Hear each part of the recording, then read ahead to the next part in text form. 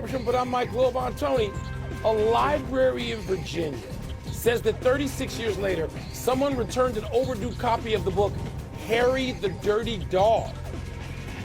Tony Kornheiser, weird. The hairy dirty dog is my pole dancing man. All right. I never heard it. Is that a book? Is that a real book?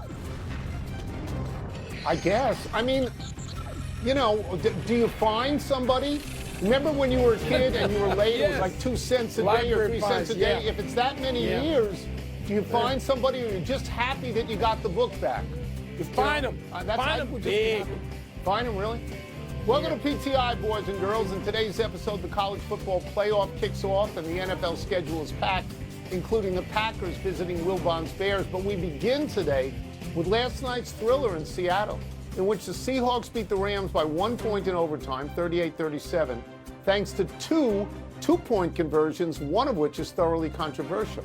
The win makes the Seahawks the #1 seed in the NFC, and the loss kicks the Rams all the way down the 5th. Wilbon, what is your reaction to this game? Well, I would say, first of all, that's for now. There's a couple more weeks left, and Seattle in particular has a game that I don't think they're going to win. But let me go back to your immediate question. Tony, that was fabulous. To me, I mean, that's the game of the year. It really is. Yeah, I mean, agreed. The way it progressed, you've got a great comeback with Seattle at home, being down 16, a margin they've never made up in their history in the NFL. The way they scored, you get the punt return for a touchdown, which changes the game. You get Stafford having played beautifully through the whole game, right through overtime. I mean, here's a guy, his MVP credentials did not suffer because his team lost last night. He put them in the end zone and gave them a lead in OT, but yet, even while the Rams may seem to be the better team, it doesn't matter. Because if you lose that game and you have to play as a result on the road somewhere, and you don't have Devontae Adams, and there are a bunch of conditions that come into play, that loss can hurt you. For all the pundits sitting around saying, oh, the Rams are still the better team, doesn't matter who you think the better team is. The win counts for Seattle. Good for Sam Darnold. I was happy for him, but wow. Yeah, so I will say right off the bat, I do think the Rams are the better team. But as you know, yesterday I sat here and said I think Seattle's going to win this game. Yeah. And Seattle won the game. And I want to go to the first 2-point conversion just for a few seconds here. On the field, every single player thought that was a dead ball. When the guy picked up the ball in the end zone, it looked like he was going to hand it to the referee. That should have been 30-28, and there was not going to be an overtime. And then you get this Deus Ex Machina call from the booth, maybe from New York City. I don't know where it came from. And everyone has to go back on the field. Nobody understands what's going on. It changes the entire betting component because the Rams are a 1.5-point favorite and they would have covered. And you may say that doesn't matter, but the league, all leagues now have partners who are involved in betting. So it does matter. Look, I'm glad it's the right call. I always want it to be the right call, but I will tell you it made me uneasy and it felt a little bit contrived, and I'm still sort of reeling from that. I'll get to Sam Darnold now.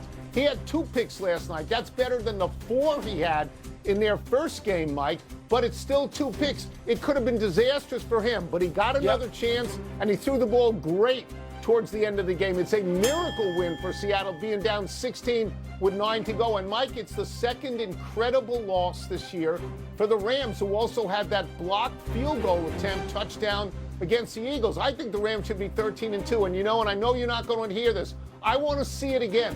I want to see it for a 3rd time in the NFC Championship I'm fine game. for seeing it again. But when you lose close games, that's what you are. You're a loser of close games. It's 3 of them. I don't want to hear from the Rams. They keep losing close games. So what? So, like, if it's a team that people don't think is as fuzzy or as cuddly, and they don't like them because they don't like some player, they say, they lose close games. That's what the Rams do. The 2-point conversion in real time before they went to the commercial break, I thought, wait a minute. The angle we had initially makes it look like a backward pass.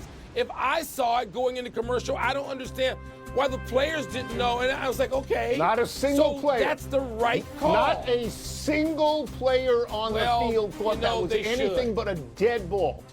Dead ball is what they thought. Brush up. Rams Seahawks, and I'd like to see it again. is not only the big matchup of Week 16. Tomorrow night, the Packers visit my Bears here on our frozen tundra, with first place of the NFC Central at stake. On Sunday, the Bucs and Panthers play for first place in the NFC South. 10-4 Jaguars take on the AFC-leading Broncos. That's big. Steelers and Lions meet in the battle of 8 and 6s. And Sunday night, the Patriots take on the Ravens. Still don't know what to make of them. Tony, which of this weekend's games intrigues you? Well, I'm going to stay away from the Bears and the Packers because I know you went out to Chicago to see this game. You wanted to see the Chicago Bears one last time before they became the Indiana Bears. So I'm going to leave that one to you. I am intrigued by Jacksonville at Denver, for one. I had no idea that Jacksonville would be 10-4 at this point in the season, that they would have won 5 in a row in 6 out of 7 for a brand new coach. I had some expectations of the Broncos because I think they qualified for the playoffs last year, but they've won 11 in a row. I had no expectations of that. You know, I'm looking at the AFC, and other than Buffalo, there are a lot of sort of youngish teams that we haven't seen that much of who could qualify for the playoffs. It's possible, Mike, that the winner of this game will end up in the Super Bowl. The other game that I would focus on, and I know they're not great teams, is Tampa Bay and Carolina, because they're going to play twice in the last 3 weeks of the season, and the winner, if somebody wins both, they're going to win that division. And although they're not great teams, you win a division and you get a home playoff game, which the Rams might not get, with a much better record. And I will tell you, Mike, that never, ever, ever did I think Carolina would be in a position to win that division. Yeah, you know, Tampa we thought was pretty good coming in. Just one game.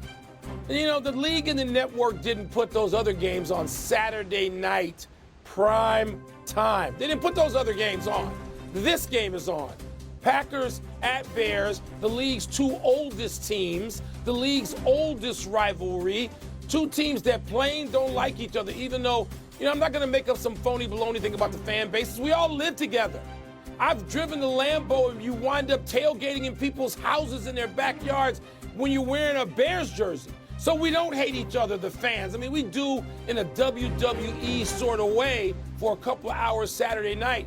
But this thing is really good. Nobody had the Bears being this far along this season with Ben Johnson in his first season and Caleb Williams in his first season under Ben Johnson.